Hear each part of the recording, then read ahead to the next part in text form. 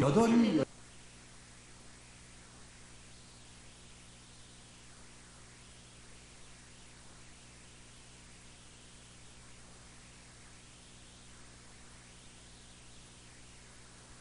우리가 물권 법정주의는 물권에 관한 사항은 법으로만 정하는 주의잖아요. 그죠? 그래서 법률과 관습법으로만 새로운 종류의 물권을 만들 수가 있거든요. 근데 문제는 뭐냐면 소유권이라는 권리는 뭐냐면 사용하고 수익하고 처분할 수 있는 권리잖아요. 그죠?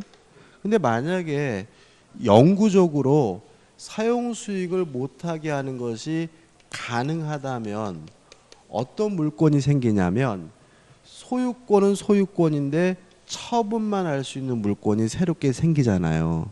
근데 이거는 사용 수익을 안 하겠다라는 것은 결국 뭐냐면 단독행위를 한 거니까 이걸 할 수가 없다는 거죠. 그리고 할 수가 없는 거니까 사용 수익 안 하겠다라고 각서를 써봤자 그 각서는 뭐죠? 여전히 무효고고 형에게 그 사람에게 아직도 뭐가 있는 거예요? 소유권이 있는 거고 사용 수익 처분 다 할 수 있다는 거죠. 그죠? 그러니까 다시 말하면 계약이나 단독행위로 새로운 종류의 물건은 만들 수가 없는 거죠. 근데 만약에 사용 수익을 안 하겠다 이게 유효하다면 사용 수익 못하는 새로운 물건이 만들어지는 거니까 그런 것은 허용되지 않고 따라서 사용 수익 안 하겠다고 한 것은 무효니까 안 하겠다고 했더라도 여전히 그 사람은 계속해서 사용할 수도 있고 수익할 수도 있다 이런 의미인 거죠. 이해되시죠? 그죠? 자, 저당권입니다. 118페이지 보시면 이제 뭐가 나오냐면 저당권이 나오죠. 그 잠깐 보면은 의의는 어렵지 않습니다. 그죠? 점유를 이전하지 않고 설정 등기를 통해서 우선 변제받을 수 있는 약정 담보 물권이 저당권이고요. 저당권의 특질, 약정 담보 물권이다. 우선 변제적 효력이 있다. 점유를 수반하지 않는 권리다. 4번 공시방법을 요건을 한다는 말은 등기를 해야 된다. 이런 의미겠죠. 그 다음에 우측에 담보 물권의 공통성, 제한 물권이고 부정성, 수반성, 불가분성이 있고 여기서 중요한 게 물상대의성인데 좀 이따 볼 거예요. 물상대의성은. 그 다음에 저당권의 성립인데 설정 계약과 등기람으로 성립이 돼요. 근데 여기서 조심할 것은 뭐냐면 저당권 설정자가 채무자일 수도 있고 제3자일 수도 있다. 만약에 채무자가 아닌 제3자가 저당권을 설정해 주면 그 사람은 우리가 뭐죠? 물상 보증인이라고 한다 정도고. 그 다음에 설정 등기는 아무 의미 없습니다. 공시법에서 나올 내용이고 의미 없고. 그 다음 넘겨보시면 이제 설명드릴 것은 이 해가지고 동그라미 땡 1번과 2번이 나오거든요. 자, 이런 문제입니다. 별거 아닌데 참 시험이 잘 나오는데. 자, 저당권이 취득하려면 뭘 해야 되냐면 등기를 해야 되는 거죠. 근데 이 등기가 불법으로 말소가 됐어요. 다시 말하면 말소가 뭐죠? 불법하다는 얘기니까 저당권은 뭐 되지 않겠어요? 소멸되지 않고 따라서 여전히 말소 회복 등기를 해달라고 뭐 할 수 있겠어요? 청구할 수가 있겠죠. 근데 문제는 불법 말소가 된 상태에서 경매가 이루어지면 이때는 소멸이 된다. 좀 이따 말씀드리겠지만 경매가 되면 모든 저당권은 무조건 뭐가 돼야 돼요? 소멸돼야 되죠. 그죠? 따라서 경매가 이루어지면 소멸되니까 이때는 더 이상 말소 회복 등기를 해달라고 뭐 하지 못하죠? 청구하지 못한다는 말이 나와 있죠. 좀 기억해 두셔야 되고. 그 다음에 법정 저당권 한번 읽어보시고 5번 저당권 효력이 미치는 피담보 채권의 범위가 나오는데 원본 당연히 미치고 이자 미치는데 이자가 미치려면 뭐죠? 등기가 필요하고요. 제한 없다. 기간에 제한이 없다는 것도 주의하셔야 되겠죠. 위약금 그 다음에 저당권의 실행비용인데 실행비용은 등기하지 않아도 저당권에 의해서 담보가 된다는 거 주의하시고요. 그 다음에 5번 지연배상금에서 우측에 맨 위에 한 가지만 1년분이죠. 다시 말하면 지연배상금은 등기하지 않아도 저당권에 의해서 담보가 되지만 몇 년분까지만요? 1년분까지만 담보된다. 그 다음에 이 나와 있는 내용은 좀 이따 볼 거고. 그 다음에 6번 저당권 효력이 미치는 범위 해가지고 원칙 예외 나왔는데 이거는 뭐냐면 부합되느냐 안 되느냐 문제예요. 다시 말하면 저당권 효력은 부합물에도 종물에도 미치고요. 부합이 안 되면 저당권 효력이 미치지 않는 거예요. 다른 건 고려하지 않습니다. 다시 말하면 부합됐다면 저당권 설정 전인지 후인지도 고려하지 않고요. 또 부합됐다면 경매 과정에서 담보 목적물로 그 가치가 평가됐는지 안 됐는지도 뭐 하잖아요? 고려하지 않아요. 부합됐으면 당연히 저당권력이 미치는 거죠. 하단의 목적물의 과실, 원칙적으로 과실 수취권이 없습니다. 다만 넘겨보시면 압류를 하면 과실을 수취할 수가 있죠. 다시 말하면 저당권자는 원칙적으로 과실을 수취할 수 없고요. 과실을 수취하기 위해서 뭐가 필요하죠? 압류가 필요합니다.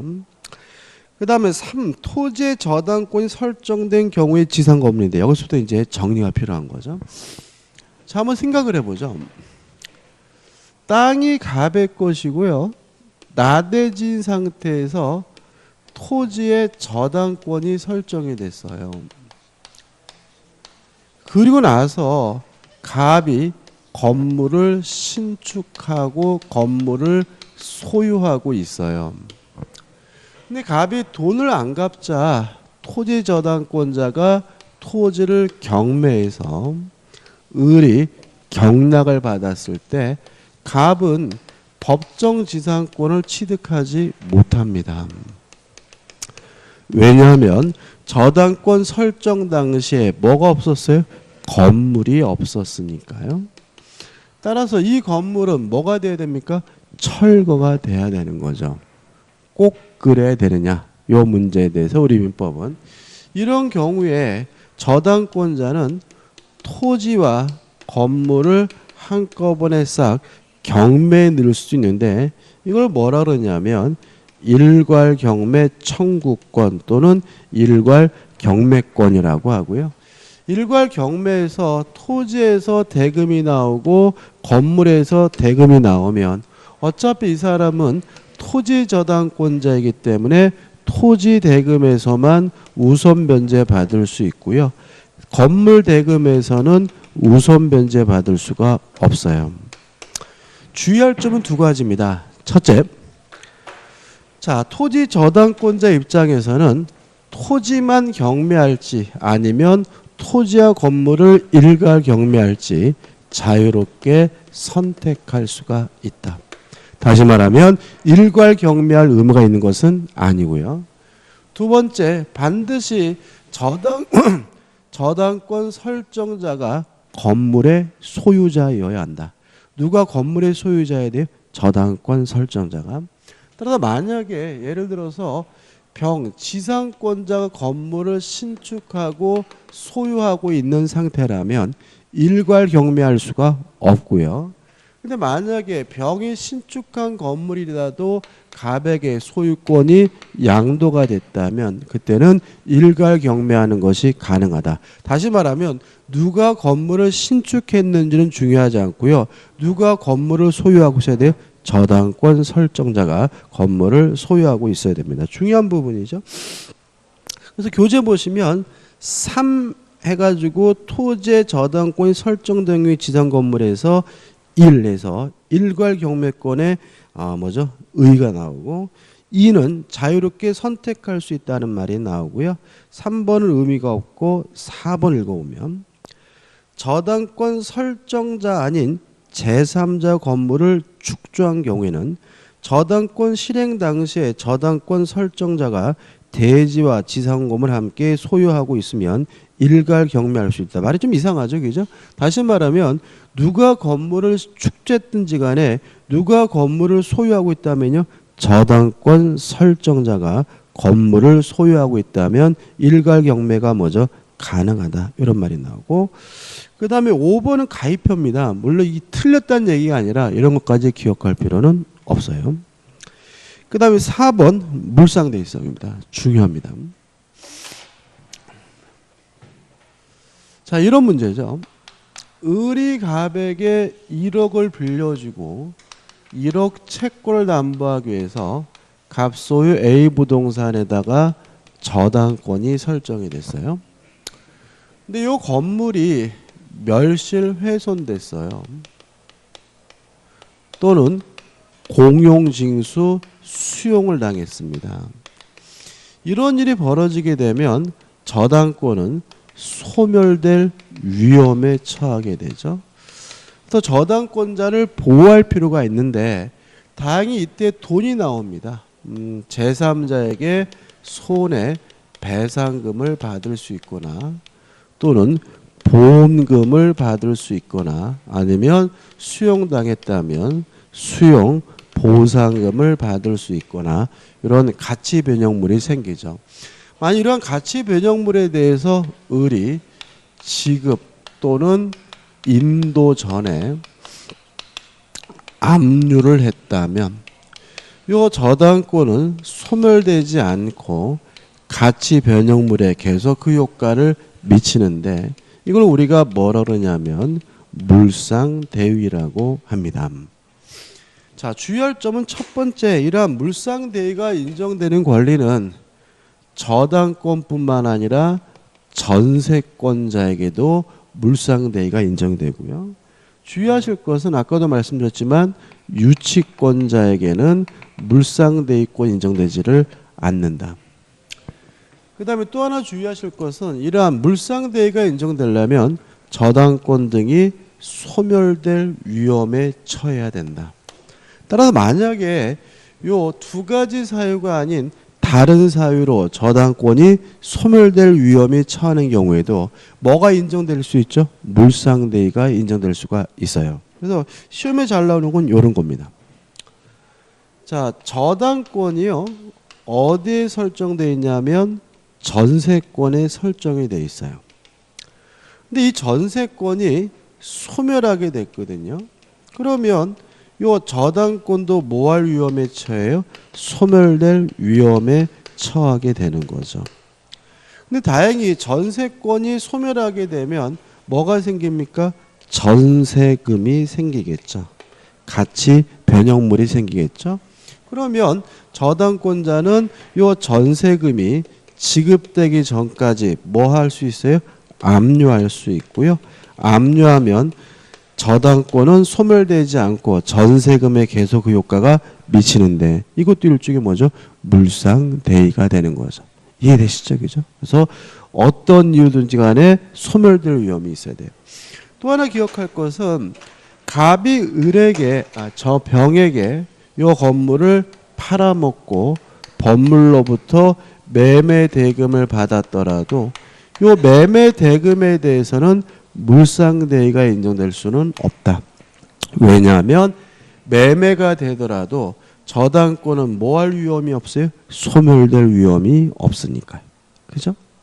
그다음 마지막으로 지급 또는 인도 전에 압류를 해야 되는데 꼭 저당권자가 해야 되느냐? 요 문제에 대해서 우리 판례는 저당권자가 하든 제3자가 하든 상관이 없다. 다시 말하면 지급 또는 인도 전에 뭐가 이루어졌다면요? 압류가 이루어졌다면 물상대위권 인정된다는 것이 우리 판례 입장이라는 거 기억해 두시면 됩니다. 자, 교재 보시면은 물상대위성에서 1번 개념이 나오고요. 요거부터 나오네, 그죠? 저당권자가 하든 제3자가 하든 공탁되든 물상대위권 인정된다. 그다음 하단에 2번은 요거부터 나오죠. 요거 나오죠. 그죠? 전세권이 소멸되고 전세금 발한 채권에 대해서 뭐가 인정됩니까? 물상대위권이 인정이 된다. 이런 말이 나오고 있고 너무 간단하죠. 그죠? 지엽적인 것만 나오는데 개념하고 특히 요 매매대금에 대해서는 물상대위가 인정되지 않는다는 것도 꼭 기억해 두시기 바랍니다. 그다음 우측 7번 저당권자가 변제받는 방법이 나오는데 여기서부터 이제 우리가 경매에 대해서 얘기를 좀 해야 됩니다. 일단 경매가 됐을 때 시험 문제 반드시 나오겠죠. 첫 번째 권리의 소멸 여부를 판단할 줄 알아야 돼요. 근데 문제는 세 가지만 기억하면 되죠. 첫째, 경매가 이루어지면 모든 저당권은 무조건 소멸한다. 그죠? 예외가 없다는 얘기죠. 그죠? 뭐 말소가 되어 있든 뭐 돈을 받았든 안 받았든 뭐 우선순위가 몇 순위 그런 것 따지지 않고요. 무조건 소멸하게 되고, 두 번째, 용의권이 소멸되는지 여부는 누구하고 비교하냐면 최우선순위 저당권과 비교를 해요. 근데 실제로는요, 우리가 항상 설명을 안 드리고 있지만 최우선순위 저당권이 기준이에요. 이런 것도 마찬가지입니다. 그러니까 이 저당권이 설정되고 나서 또 밑에 저당권이 설정될 거 아니에요, 그죠? 그러면 저당권 설정 당시에 건물이 있으면 법정지상권이 발생하는데, 이것도 누구를 기준으로 해요? 최우선순위 저당권을 기준으로 하는 거예요. 그죠? 항상. 그리고 실제로 또 우리가 주택임대차법에서 말씀 안 드리겠지만 소액임차보증금에 해당하는지 안 하는지도 현재 제도를 기준으로 하지는 않습니다. 왜냐하면 이게 매번 개정되어 있기 때문에. 그것도 최우선순위 저당권이 설정될 당시의 제도를 기준으로 해서 항상 누구를 기준으로 합니까? 최우선순위 저당권과 비교를 하고요. 그 다음에 세 번째로, 유치권은 원칙적으로 경매가 되더라도 소멸되질 않아요. 근데 과거에는 여기까지만 기억해도 문제를 충분히 풀 수가 있었는데, 최근에 계속해서 좀 문제가 되는 것이 뭐냐면, 다시 할게요. 유치권은 경매가 되더라도 뭐 되지 않냐면 소멸되질 않잖아요. 근데 경매가 되더라도 소멸되지 않으려면 요거 하나 추가로 기억하시면, 경매, 개시, 결정, 등기 전까지 유치권이 뭐가 돼야 되냐면 성립이 돼야 돼요. 다시 말하면 유치권자가 경매가 되더라도 소멸되지 않으려면 최소한 언제까지는 성립해야 돼요? 경매, 개시, 결정, 등기 전까지는 성립해야 된다는 거 하나 기억해 두시면 되겠죠. 그 다음에 이제 요 세 가지 가지고 판단해서 만약에 권리가 소멸이 안 되면 배당을 못 받는다. 이것도 굉장히 중요하거든요. 근데 우리 교재가 잘 돼 있는데 한 장을 넘겨보시면 124페이지에 경매대금에 배당해가지고 순위가 이렇게 쭉 나와요. 근데 이거 외우지 마세요. 일단 1순위는 실행비용이 맞습니다. 왜냐하면 실행비용은 누가 가져가는 돈이냐면 법원이 가져가는 돈이니까 지들 받을 돈부터 먼저 빼겠죠. 그 제일 먼저 돈을 가져가요. 그 다음에 2번, 제3취득자의 지출한 필요이익비에 대해서 우선상한권이 인정되니까 이 순위는 뭐죠? 제3취득자가 받는 거 맞아요. 근데 이런 거 기억할 건 따로 기억할 거, 여기서 기억할 건 아니고. 그 다음에 3순위 해가지고 소액임차보증금이 나오잖아요. 근데 조심할 것은 주택임대차나 상가건물 임대차의 소액임차보증금은 원칙이 아니라 예외이기 때문에 여기다가 집어넣어 버리면 문제 풀 때마다 복잡해지고요. 또 근로자의 3개월치 임금도 이거 우리가 무슨 공인중개사 시험인데 이걸 기억할 것은 아니잖아요. 그러니까 틀렸다는 얘기는 아니에요. 그 다음에 4순위 해가지고 목적 부동산에 부과가 된 당해세 해가지고 상속세 뭐 이런 게 나오는데 이것도 우리가 뭐 세무 공무원이 되려고 공부하는 것도 아니니까 이것도 의미가 없는 거예요. 그리고 결국은 1번부터 4번까지가 의미가 없는 내용이거든요. 근데 이거를 딸딸딸 외우시니까 정작 알아야 될 내용을 몰라요. 특히 5순위라고 해가지고 나와 있는 것들을 그냥 딸딸딸 외우면 이거 의미가 없는 것들이거든요. 그래서 실제로는 뭐가 중요하냐면은 그 다음에 6번 6순위 일반 채권인데 일반 채권은 6순위가 아니라 배당 순위가 안 주어지는 거예요. 배당 순위 자체가 안 주어지는 것이 6순위가 아니고. 그래서 이거 머리 글자를 따가지고 외우거나 막 이런 행동을 하시면 시험 문제 풀 때 뭐 하게 돼요? 틀리게 되는 거니까 이런 건 절대로 뭐 하지 않으셔야 돼요? 외우지 마셔야 돼요. 그러니까 중요한 게 뭐냐면 요거죠. 소멸 안 되면 뭘 못 받아요? 배당을 못 받는다. 이것도 중요해. 이런 거. 그러면 배당을 못 받는다는 말은 돈을 못 받는다는 말이 아니라 소멸이 안 됐으니까 경락인으로부터 매수인으로부터 그 돈을 뭐 받게 돼요? 반환받게 된다는 의미가 된다는 것도 이해하셔야 되고요. 그 다음에 소멸이 되면 그때 비로소 뭘 받을 수 있어요? 배당을 받을 수가 있는데 여기서부터 중요한데 배당 순위는 아무한테나 주어지는 것이 아니라 우선 변제권이 존재해야 배당 순위가 주어진다. 요 말을 가져가야 되는 거예요. 그러니까 우리가 전세권은 우선 변제권이 있다는 말은 배당 순위가 주어진다는 말이고 저당권자도 우선 변제권이 있다는 말은 뭐죠? 배당 순위가 주어진다는 말인 거예요. 또 우리가 대항력이 있는 임차권자가 확정일자를 갖추면 우선 변제권이 있다는 말은 뭐가 주어진다는 얘기예요? 배당 순위가 주어진다는 얘기거든요. 근데 교재에 나와 있는 것처럼 그냥 딸딸딸 외워버리고 이 부분에 대한 곱씹음이 없으니까 문제 풀 때 어려워지는 거예요. 다시 말씀드릴게요. 우선 변제권이 존재해야 뭐가 주어집니까? 배당 순위가 주어지는데 어떻게 결정되느냐? 간단해요.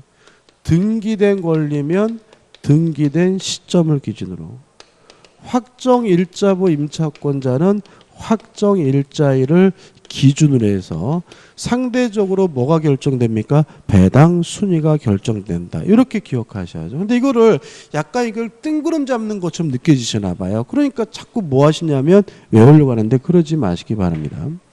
연습을 해볼게요. 자, 1순위가요. 갑 앞으로 저당권이 설정돼 있고 2순위가 이것도 몇 번 했죠, 그죠? 근데 실제로 이게 전부라서 그래요. 세 번째로 병 앞으로 저당권이 설정되어 있는데 병이 경매를 신청했어요. 그러면 우리는 첫째 소멸 여부를 판단하게 되는데 모든 저당권은 무조건 소멸된다는 원칙에 따라서 갑 소멸하고 병 소멸하고요. 전세권은 소멸하겠죠. 왜냐하면 경매를 신청한 저당권자 비교하는 것이 아니라 누구하고 비교해요? 최우선순위 저당권과 비교하니까 얘보다 늦으니까 전세권은 무조건 뭐가 돼요? 소멸되고요. 셋 다 소멸됐으니까 뭘 받아요? 배당을 받겠죠. 배당 순위는 셋 다 우선 변제권이 있으니까 등기된 시점을 기준으로 해서 갑이 1순위, 을이 2순위, 병이 뭐죠? 3순위가 된다. 가장 기본적인 사례고요. 아주 시험이 잘 내요. 근데 그냥 다 틀려. 아주 그냥 환장해. 이거 웃으시는데 이거 이렇게 설명하고 나서 쪽지 시험 보잖아요. 보면은 반 이상이 틀려요. 왜 그러냐면 자꾸 이런 거 외우려고 하시니까 뭔 말인지 모르고 틀리는 거죠. 두 번째, 1순위가 갑 앞으로 전세권이 설정이 되어 있고요. 2순위가 을 앞으로 저당권이, 3순위가 병 앞으로 저당권이, 경매가 이루어졌어요. 누가 경매를 신청했는지는 뭐 하지 않습니까? 고려하지 않습니다. 그런 거는 문제 나오더라도 읽어볼 필요도 없는 내용인 거죠. 누가 경매를 신청했는지는 뭐 하잖아요? 고려하잖아요. 첫째, 모든 저당권은 무조건 소멸된다는 원칙에 따라서 을 소멸하고 병 소멸하죠. 자, 배당받는 1순위가 누군가요? 을이 1순위고 병이 2순위인 거다. 왜냐하면 소멸되는 권리만 배당을 받는다. 이 사람은 소멸되지 않기 때문에 예외가 있긴 해요. 근데 예외는 안 할 거예요. 여기까지 하면 또 헷갈려 하시더라고요. 소멸되지 않기 때문에 배당을 못 받고 전세금을 누구한테 반환받아요? 경락인한테 반환받게 된다. 이게 왜 시험에 나오는지 이유까지 말씀드렸었죠. 왜 그러는 거예요? 예를 들어서 이게 전세금이 2억이 설정돼 있고 이 건물이 5억짜리라고 가정을 해볼게요. 근데 요 물건 경락 받으려고 할 때는 5억 다 써도 상관이 없지만 요 물건 경락 받을 때는 5억 다 쓰면 집에서 쫓겨난다. 얘가 소멸되지 않고 남으면 2억 원을 누가 내줘야 돼요? 내가 내줘야 되니까. 그러니까 이건 얼마 써줘야 돼요? 3억만 써야 돼요. 이게 어떻게 보면은 경매를 참여하기 위한 가장 뭐죠? 기본적인 거기 때문에 내는데 이거를 이렇게 막 외워제끼니까 무슨 말인지도 모르고 틀리게 되는 거죠. 그죠? 두 가지. 하나만 더 할게요. 주택 임대차 사례는 주택 임대차 보호할 거예요. 이건 중요한 게 아니라 높아심이에요. 갑 앞으로 저당권이 설정되어 있고요. 을 앞으로 지상권이 설정되어 있고 병 앞으로 저당권이 설정되어 있어요. 경매가 이루어지게 되면 모든 저당권 무조건 소멸되니까 갑 소멸하고 병 소멸하겠죠. 지상권 소멸되겠죠. 왜요? 최우선순위 저당권보다 늦었으니까. 배당 순위는 어떻게 되냐면 갑이 1순위고 병이 2순위다. 을에게는 배당 순위가 주어지지 않는다. 왜요? 배당 순위는 우선 변제권이 존재해야지만 뭐가 주어져요? 배당 순위가 주어지니까. 이해되시죠? 왜 지상권자에게는 우리 민법이 배당 우선 변제권을 인정 안 해주고 있는 거죠? 지상권이라는 제도가 독일에서 들어온 제도인데 걔네들은 깔세예요. 그러니까 보증금이라는 개념이 없는 나라이기 때문에 걔네들은 지상권, 지역권과 같은 용익물권에게 우선 변제권을 인정해 줄 이유가 없죠. 그러니까 걔네들이 인정해 주지 않는 거예요. 하나만 더 해볼까요? 혹시 높아심에서. 토지입니다. 자, 토지예요. 건물이 아니라 뭐라고요? 토지. 토지 등기부 등본을 떠봤더니요. 토지 등기에 1순위가 갑 앞으로 저당권 등기가 되어 있고 2순위가 을 앞으로 임차권 등기가 되어 있어요. 전세권 등기 아니라 뭐라고요? 임차권 등기가. 3순위가 병 앞으로 저당권 등기가 되어 있어요. 경매가 되면 모든 저당권은 무조건 소멸된다는 원칙에 따라 소멸되고 얘도 소멸되겠죠. 왜요? 최우선순위 저당권보다 늦으니까. 배당 순위는 어떻게 돼? 갑이 1순위고 병이 2순위다. 얘한테 배당 순위 안 주어져요? 다시 말하면 토지 임차권의 경우에는 등기하면 대항력만 인정해 줄 뿐 토지 임차권자에게는 우선 변제권 인정 안 해줘요? 그러니까 우선 변제권이 없다라는 말은 뭐가 주어지지 않는다는 의미가 돼요? 배당 순위가 주어지지 않는다는 의미가 되는 거니까 주의하시기 바랍니다. 이것도 실제로 상가 건물 임대차에서도 되게 중요한 논점이 돼요. 출제가 올해는 5월 16일 날 중요한 판례가 있었기 때문에 상가 건물 임대차 보면 나올 문제가 이미 정해졌어요. 그래서 제가 해당 부분에서 말씀드리겠지만 이런 것도 좀 조심하시기 바랍니다. 그 다음에 우측에 보시면 뭐가 나오죠? 제3취득자 보호가 나오죠. 중요합니다. 중요하니까 교재만 보지 않고 정리를 해볼게요. 일단 제3취득자가 누구냐면 저당권이 설정된 후에 권리를 취득한 사람이 누구예요? 제3취득자. 이런 사람들 다 누구예요? 제3취득자죠. 얘는 아니네. 예, 그죠? 저당권이 설정된 후에 권리를 취득한 사람 우리가 뭐죠? 제3취득자라고 하고 특징은 뭐예요? 경매가 이루어지면 무조건 뭐가 될 권리예요? 소멸될 권리들인 거죠. 그래서 제3취득자를 보호하기 위해서 인정해 주는 것이 있는데 첫째, 변제하는 것이 가능하다. 특히 이런 경우에 특히 의미가 크겠죠. 왜냐하면 이 사람은 얘보다 늦는 바람에 무조건 뭐가 돼요? 소멸되고 지상권은 우선 변제권이 없어서 뭐도 없어요? 배당 순위도 주지 않으니까 얘한테 빨리 뭘 해야 돼요? 돈을 갚아야죠. 그죠? 갚으면 경매가 되더라도 지상권은 뭐 되지 않아요? 소멸되지 않잖아요. 그죠? 그래서 제3취득자는 채무자가 반대하더라도 뭐 할 수 있어요? 변제할 수가 있고요. 조심할 건 두 가지인데 첫째, 변제기가 도래해야 된다. 자, 지상권자가 보니까 갑에게 돈을 안 갚을 것 같아요. 아직 변제기가 도래하지 않았는데 그때는 못 갚는 거예요. 변제기가 도래해야지만 뭐 할 수 있어요? 변제할 수가 있고요. 두 번째, 담보되는 범위 내에서만 변제하면 된다. 이게 무슨 말입니까? 만약에 이 저당권이 일반 저당권이면 지상권자는 다 갚는 것이 아니라 지연배상금은 1년분만 갚으면 되는 거고요. 만약 이 저당권이 근저당권이면 지상권자는 어디까지만요? 채권 최고액까지만 갚으면 된다. 다시 말하면 실제 채무액 전액을 갚는 것이 아니라 담보되는 범위 내에서만 변제하면 되고요. 그 다음에 두 번째, 경매인이 되는 것이 가능하다. 뭐 받을 수 있습니까? 경락받을 수가 있다. 세 번째, 필요비 유익비에 대해서는 뭐 받을 수 있냐면 우선 상환받을 수가 있다. 따라서 경매가 이루어져서 쫓겨날 때 제3취득자는 필요비도 받을 수 있고 유익비도 받을 수 있는데 어떻게 받습니까? 우선해서 상환받을 수 있다는 것까지 확실하게 정리해 두시기 바랍니다. 그 다음에 하단에 이제 10번 저당권 침해에 대한 구제에서 1번 손해배상 청구권 인정된다. 뭐 특별한 건 없고 넘겨보시면 기한의 이익 상실이 나와 있는데 중요한 게 빠져 있네요.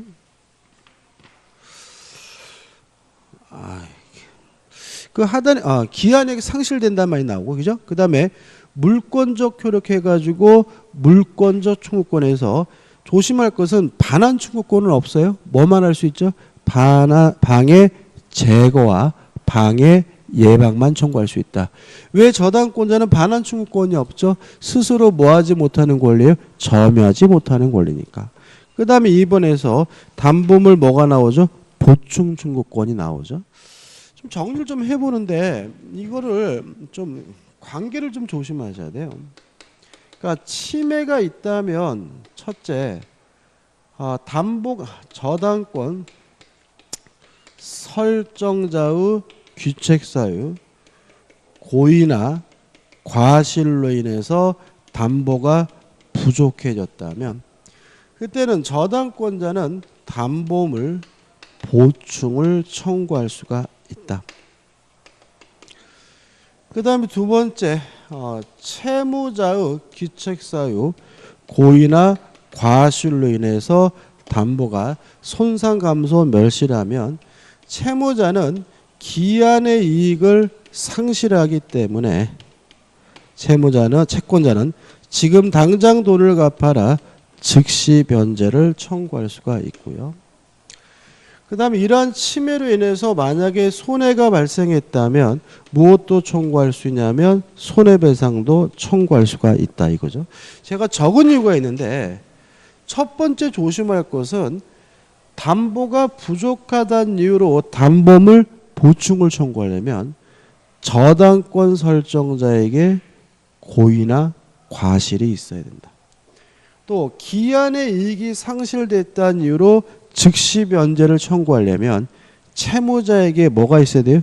고의나 과실이 있어야 된다. 이거 꼭 기억해 두시고 그 다음에 두 번째는 담보물 보충을 청구하고 나서는 즉시 변제도 청구할 수가 없고요. 담보물 보충을 청구하고 나서는 손해배상도 청구할 수가 없다. 왜냐하면 담보가 보충이 된다면 못 기다릴 이유 없는 거고요. 담보가 보충이 된다면 무엇도 없는 거죠? 손해도 없는 것이니까요. 꼭 기억해 두시기 바랍니다. 최근에 이 앞대가리 귀책 사유가 있어야지만 보충을 청구할 수 있고 귀책 사유가 있어야지만 즉시 변제를 청구할 수 있다는 거 잘 내니까 유의하시기 바랍니다. 그 다음에 저당권의 처분 특별한 건 없죠. 부종성, 수반성이 있으므로 저당권만 따로 분리해서 양도할 수가 없고 우측에 저당권의 소멸 한번 읽어보시면 될 것 같고 그 다음에 뭐가 나오냐면 공동저당이 나오죠. 이 공동저당에 대해서는요. 시험 문제가 출제될 가능성이 꽤 있어요. 꽤 있는데 이게 원래는 굉장히 복잡한 문제입니다. 또 민법에서 유일한 뭐죠? 계산 문제이기도 하기 때문에 깔끔하게 정리하셔야 돼요. 교재도 아주 잘 정리되어 있는 편입니다. 근데 보시면은 좀 어렵게 느껴질 수가 있기 때문에 좀 정리를 해볼게요. 일단 결론부터 정리해드리고 연습을 해볼 겁니다. 계산 문제이기 때문에. 일단 공동저당이라는 것은 한 개 채권을 담보하기 위해 설정된 여러 개의 저당권을 우리가 공동 저당이라고 하고요. 첫째 기억할 것은 동시에 경매에서 동시에 배당할 것인지 아니면 이시의 경매에서 이시에 배당할 것인지 공동 저당권자가 자유롭게 선택할 수가 있다. 이게 첫 번째 기억할 거고요. 두 번째, 동시 배당입니다. 자, 동시 배당이 이루어지게 되면 원칙, 가액의 비율에 따라서 분담액이 결정이 됩니다. 항상 그러느냐? 이 문제에 대해서 우리 판례는 최근 판례가 있는데 다만 물상 보증인 소유물이 존재하는 경우에는 동시에 배당하는 경우에는 가액의 비율에 따라서 분담액이 결정되는 것이 아니라 채무자 소유물부터 선 배당을 하고요. 부족액에 대해서 모자른 돈에서만 물상 보증인 소유물에 대해서 배당을 해야 된다라고 판시하고 있습니다. 다시 말하면 물상 보증인 소유물이 존재하면 가액의 비율에 따라서 분담액이 결정하는 것이 아니라 채무자 소유물부터 선배당하고요. 부족한 돈이 있으면 누굴요? 물상 보증인 소유물에 대해서 배당을 하게 되는 거죠. 그 다음에 양가로 3번 이시배당이죠. 이시배당을 하게 되면 공동저당권자는 전액을 다 배당받습니다. 따라서 이시배당의 경우에는 후순위 저당권자가 침해를 입어요. 그래서 어떤 보호가 있냐면 후순위 저당권자는 동시배당하면 받을 수 있는 금액을 가지고 공동저당권자의 권리를 뭐 하게 되냐면 대위 행사하게 됩니다. 근데 마지막 우리 판례는 항상 대위권이 인정되는 것은 아니고요. 주의할 점이죠. 다만 대위 목적물이 채무자 소유가 아니라 물상 보증인 소유인 경우에는 그때는 대위할 수 없다라고 판시하고 있음을 주의하시기 바랍니다. 기억할 것은 요게 전부예요. 그 다음에 요거를 정확하게 기억하시고 뭐 하는 거예요? 연습을 해야 되는 거죠. 연습을 해보자고요. 의리가백에요 1억 5천을 빌려줬어요. 이걸 담보하기 위해서 A 부동산, B 부동산에다가 저당권 설정했죠. 이렇게 하나 채권을 담보하게 설정된 여러 개의 저당권을 우리가 뭐죠? 공동저당이라고 하고요. 일단 을의 입장에서는 A와 B를 동시에 배당할 것인지 이시에 배당할 것인지 자유롭게 선택할 수가 있는데 동시 배당을 선택했어요.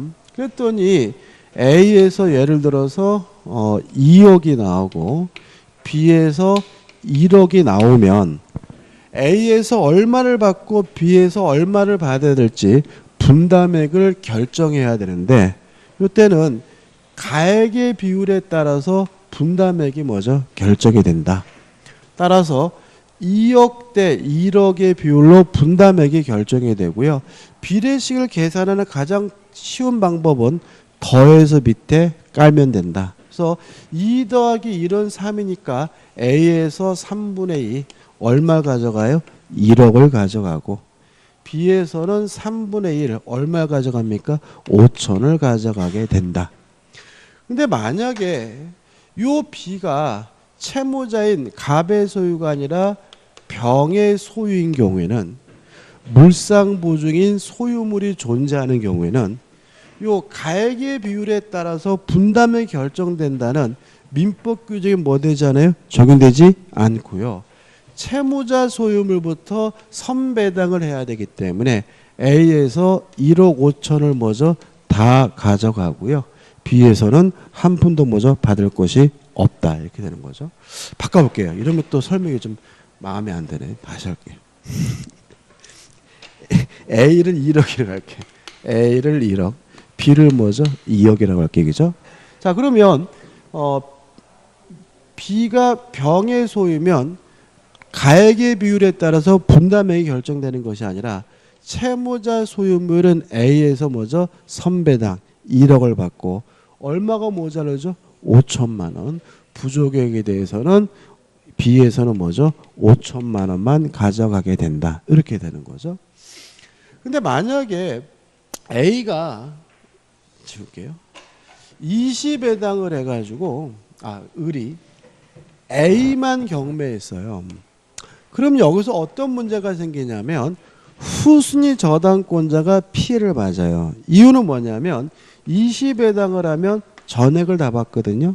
자, 예를 들어서 요 A 부동산에서 1순위가 을이고 2순위가 정이 있다라고 가정을 해볼게요. 이런 상태에서 만약 을이 동시배당을 선택하면 A에서 3분의 1 얼마 가져가요? 5천만 원을 가져가니까 정도 얼마를 받게 돼요? 5천만 원을 받을 수가 있는데 왜요? 1억짜리인데 을이 얼마 가져갔어요? 5천을 가져갔으니까요. 근데 만약에 20배당을 하게 되면 을은 전액을 다 받아가기 때문에 을이 받아는 돈이 얼마가 돼요? 1억이 되고 정은 받을 돈이 뭐가 돼요? 0원이 된다. 따라서 요 후순위 저당권자를 보호하기 위해서 20배당을 하면 후순위 저당권자는 공동저당권자의 권리를 뭐하게 돼요? 대위 행사하게 되잖아요. 그 말은 결국 뭐냐면 요 5천만 원을 먹고 받고 마는 것이 아니라 비부동산에 대한 의뢰 권리를 대위에서 돈을 받게 되는 거죠. 다시 말하면 5천만 원을 어디서 받는 거죠? B에서 받는 거죠. 근데 시험에 어떻게 최근에 나왔냐면 이렇게 한번 나왔어요.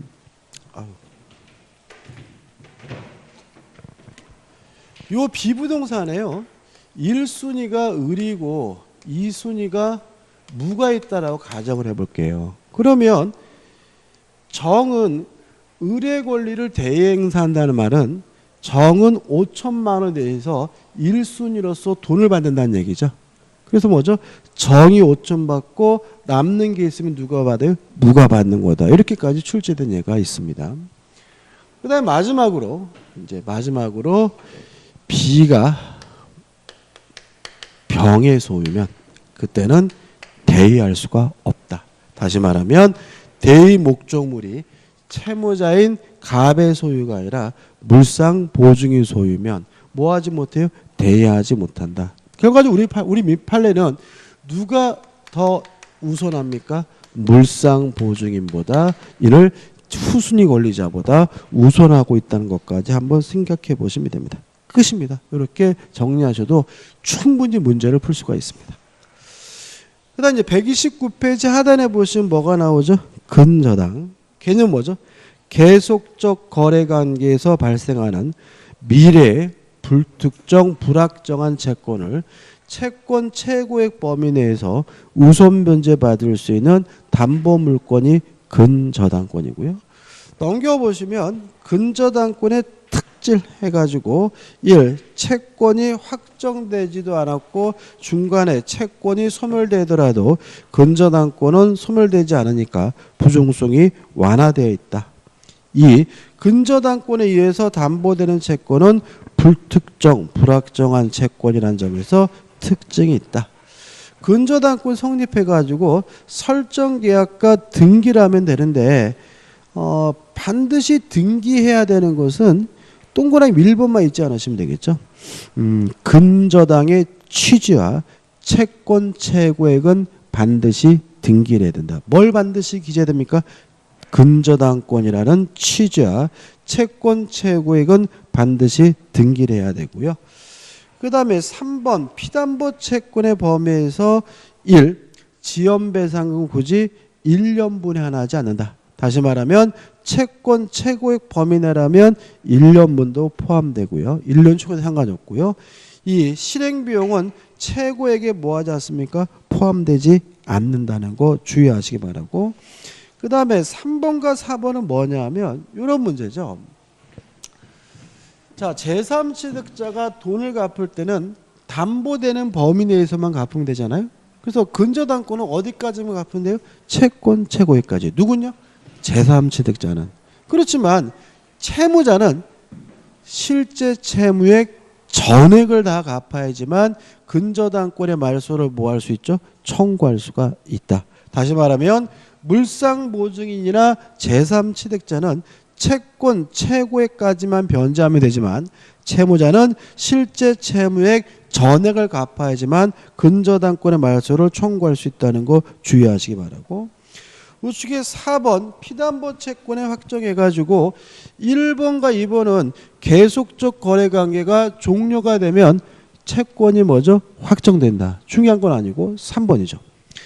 근저당권자가 경매를 신청하면 채권액이 확정이 되는데 유의하실 점은 후순위 권리자가 경매를 신청했을 때 선순위 근저당권의 채권액의 확정 시기는 경락이니 경락대금을 완납했을 때 확정된다는 거 꼭 기억해 두셔야 되고요. 4번과 5번은 의미가 없습니다. 그 다음 5번 근저당권의 변경할 수 있다 정도고 6번 근저당권의 이전 해가지고 1. 피담보 채권이 확정된 후 확정 전 나와 있는데 이걸 굳이 나눌 필요는 없겠네요. 한번 읽어보시면 될 것 같아요. 그죠? 여기까지고요. 좀 쉬었다가 계약법으로 들어가도록 하겠습니다.